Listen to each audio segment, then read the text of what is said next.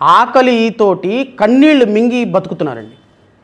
పిల్లలకు పెళ్ళిళ్ళు చేసుకోవటానికి వాళ్ళకి రీకాన్స్టిట్యూటివ్ ఫ్లాట్స్ ఎందుకు పనికి రావటంలా, పిల్లల పెళ్ళిళ్ళకి ఆగిపోయినాయి, పిల్లల చదువులు ఆగిపోయినాయి, బతుకు తెరువు ఆగిపోయింది, పెన్షన్ ఆగిపోయింది, భూమి పండించుకునే పరిస్థితి లేదు. ఈరోజు రాజధానికి రైతులు భూములు ఇచ్చినటువంటి రైతులు రోడ్ల మీద నుంచొని అన్నమో రామచంద్రాన్ని ఏడుస్తున్నారు. మొన్నటికి మొన్న సిఆర్డీఏ ముందు రైతులు ధర్నా చేశారు.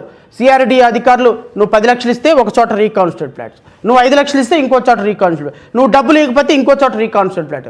శ్మశానాల్లో, వరదల్లో, బోగుల్లో, వంకల్లో డబ్బులు ఇవ్వని వాళ్ళకి రీకాన్స్టిట్యూట్ ఫ్లాట్స్ ఇస్తూ ఎవరెవరైతే డబ్బులు ఇస్తున్నారో వాళ్ళకి అద్భుతమైన రీకాన్స్టిట్యూట్ ఫ్లాట్స్ ఇస్తున్నట్టు నటిస్తున్నారు. డబ్బులు తీసుకొని జోగాడుతున్నాడని అమరావతి రైతులే బోర్మని అన్నారు సిఆర్డీఏ ఆఫీస్ దగ్గరికి వెళ్ళి. గెలిచిన తర్వాత 2 సంవత్సరాలు అమరావతి రైతులకు అపాయింట్మెంట్ నువ్వు అమరావతి జయహో అంటారేంటండి? అమరావతి రైతులు మా అపాయింట్మెంట్ ఇవ్వని ఆఫ్టర్ నారాయణ దగ్గరికి వెళ్ళి కాళ్ళు పట్టుకొని బతులాడుతుంటే నారాయణకి అపాయింట్మెంట్ మీరు అమరావతి అజయం అంటారేంటండి? మీకు అమరావతి రైతుల పట్ల ప్రేమ ఉందా? మీకు అమరావతి పట్ల మమకారం ఉందా? అమరావతిని డెవలప్మెంట్ చేసే కమిట్మెంట్ ఉందా? అమరావతిని దోచుకొని అమరావతిని ఏటీఎం లాగా వాడుకొని అమరావతిలో రైతులను మోసం చేసి మరలా అధికారంలోకి రావాలని రాష్ట్ర ప్రజలు మొత్తం మోసం చేస్తున్న కూటమి ప్రభుత్వాలు దొంగలు. వాళ్ళని మోస్తున్నటువంటి పవన్ కళ్యాణ్ పెద్ద దొంగ. ఈరోజు అమరావతి పట్ల కమిట్మెంట్ మీకు లేనే లేదు. కమిట్మెంట్ ఉన్నట్టయితే 2014లోనే అమరమని అమరావతి అజయమని పూర్తి స్థాయిలో కేంద్ర ప్రభుత్వానికి చెప్పి చట్టం తయారు చేయించుకునేవాళ్ళు.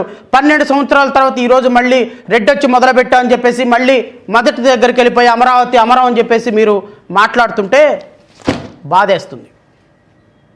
అమరావతి అని మాట్లాడుతుంటే సిగ్గేస్తుంది. అమరావతి రైతుల పట్ల పూర్తి మమకారం ఉన్నటువంటి పార్టీగా చెప్తున్నా, అమరావతి రైతులకు అన్యాయం చేసిన మీ పార్టీ పుట్టగతులు లేకుండా పోతుంది. అమరావతి ఈ రోజున లీగల్గా ఫిక్స్ చేయాలి కేంద్ర ప్రభుత్వం. అమరావతికి సంబంధించిన ప్రతి రూపాయి కూడా కేంద్ర ప్రభుత్వం బిరుదులు section 94 subsection 2 subsection 3 2014 reorganisation act ప్రకారం ప్రతి ఒక్క రూపాయి కేంద్ర ప్రభుత్వం దగ్గర నుంచి తెప్పించుకోవాల్సిన బాధ్యత నీది, పవన్ కళ్యాణ్ది. బికాజ్ ఇది త్రిబుల్ ఇంజిన్ సర్కార్, నాట్ ఎ డబుల్ ఇంజిన్ సర్కార్. భారతీయ జనతా పార్టీని గెలిపించినటువంటి రాష్ట్ర ప్రజలు కూడా దీన్ని అర్థం చేసుకోవాలి. కాదు మేము సాగిలు పడతాం, కాదు మేము కాళ్ళు పట్టుకుంటాం, కాదు మేము ఇంకా అమరావతి పేరు పెట్టించుకున్న చోట ఉన్నారంటే రాష్ట్ర ప్రజలు ఖచ్చితంగా గమనిస్తారు. రాష్ట్ర ప్రజలు ఖచ్చితంగా రేపు 2029లో మీకు సమాధానం చెప్పే రోజు ఒక రోజు వస్తుంది.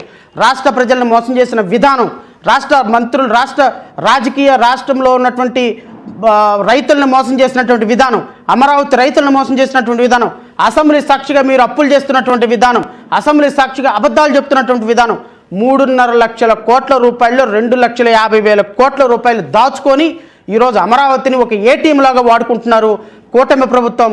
ప్రతి రూపాయి కూడా అమరావతికి ఖర్చు పెట్టకుండా 2028కి తొలిదశ పనులు అంటే ఏమి ఉండవండి, మొండాలే మిగులుతాయి. ఫౌండేషన్ వేస్తారు అన్నిటికీ.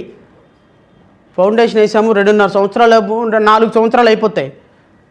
4 సంవత్సరాలు ఫౌండేషన్ వేసిన తర్వాత ఫస్ట్ ఫ్లోర్, సెకండ్ ఫ్లోర్ కట్టాలి అంటే డబ్బులు లేవు.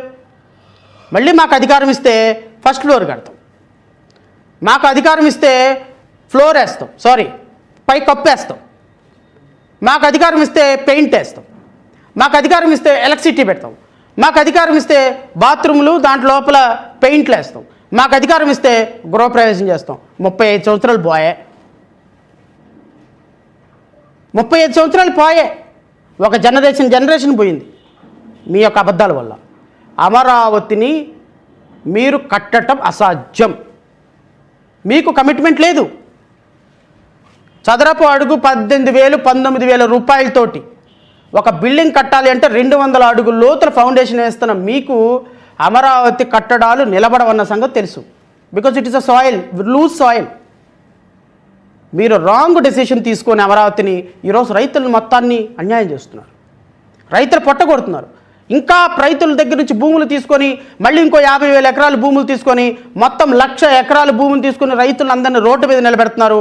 ఈ రైతులకు రీకాన్స్టిట్యూటివ్ ఫ్లాట్స్ కదా, 10 రూపాయలు పెట్టుబడి పెట్టడానికి ఎవడు రాడు. ఆ విషయం మీకు తెలుసు. తెలిసినప్పటికీ కూడా అమరావతి రైతులను మోసం చేసి మరలా మలిదశ 2వ దశ భూసేకరణకి వెళ్తున్నారు. ఇది మీకు న్యాయమా అని అడుగుతున్నాను చంద్రబాబు నాయుడు. ఎందుకు అంటే అమరావతి మా కన్న తల్లి లాంటిదండి. అమరావతిని మేము ఈరోజు అమరావతిని ఎంతో కష్టపడి బతికించుకున్నాం. ఆ అమరావతిని మీరు మోసం చేస్తుంటే బాధ అనిపిస్తుంది. అబద్ధాలు ఆడుతుంటే బాధ అనిపిస్తుంది. నయా పైసా సంబంధం లేని, నయా పైసా ప్రేమ లేని పవన్ కళ్యాణ్ అమరావతి మీద కపట ప్రేమ కురిపిస్తుంటే ఏంటి ఇంత దౌర్భాగ్యంగా రాజకీయాలు తయారైనయా? ప్రజలు మన మాట వినరా? ప్రజలకి కష్టం వస్తే చెప్పొద్దా? ప్రజలకి ఇది మీకు జరుగుతున్న అన్యాయం అని చెప్పొద్దా అని అనిపించింది. ప్రజలు వింటారా వినరో ప్రజల విజ్ఞతకు వదిలేస్తా, కానీ వాస్తవాలు మాత్రం ప్రజలకు తెలియాలి. వాస్తవాలు ప్రజల దగ్గరికి వెళ్ళాలి. వాస్తవ పరిస్థితులు, అసెంబ్లీలో మాట్లాడే మాటలు, చంద్రబాబు నాయుడు, నారా లోకేష్, పవన్ కళ్యాణ్ వాళ్ళ మంత్రులు మాట్లాడే అబద్ధాలు మీ మనసుకి తెలియాలి, మీ వాస్తవాలకు తెలియాలి. 2029లో ఎన్డీఏ కూటమికి ఓటేద్దామా, తెలుగుదేశానికి జనసేనకి ఓటేద్దామా, భారతీయ జనతా పార్టీకి నమ్మి ఓటేద్దామా అని విఘ్నులైనటువంటి ప్రజలు.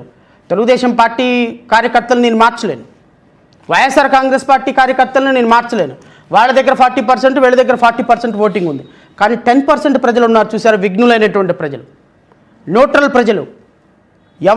ఎవరు కరెక్ట్గా పనిచేస్తే వాళ్ళకి ఓటేద్దాం, మీరు డిసైడింగ్ ఫ్యాక్టర్. ఇంట్లో కూర్చొని వంట వండుకునే తల్లి, కాలేజీకి వెళ్ళే తమ్ముడు, కాలేజీకి వెళ్ళే చెల్లి, మీరు డిసైడింగ్ ఫ్యాక్టర్. అమరావతి రాజధానిని అడ్డం పెట్టుకొని ఏటీఎం లాగా వాడుకొని అసెంబ్లీలో అబద్ధాలు చెప్పే కూటమి ప్రభుత్వానికి ఓటేయాలా వద్దా అని నిర్ణయం తీసుకోవాల్సింది న్యూట్రల్ ప్రజలు మాత్రమే. నా అభ్యర్థన అంతా న్యూట్రల్ ప్రజలకి, సామాన్యులకి, సమాజం బాగుండాలి, రాజకీయాలు కల్మషం లేకుండా ఉండాలని చూసేటువంటి ప్రజలకు నేను అప్పీల్ చేస్తున్నా. ఇలాంటి దుర్మార్గులకు ఓటేసి మన రాష్ట్రాన్ని ఇంకా అంధకారంలోకి తీసుకెళ్తారో, మన రాష్ట్రానికి నిజంగా పరిపాలించే వ్యక్తులకు పరిపాలనిస్తారో నిర్ణయం మీరే తీసుకోమని నేను రాష్ట్ర ప్రజలను కోరుతూ, నాకు ఈ అవకాశం ఇచ్చిన మీ అందరికీ కూడా హృదయపూర్వక నమస్కారాలు తెలియజేసుకుంటూ జై హింద్, జై భీమ్.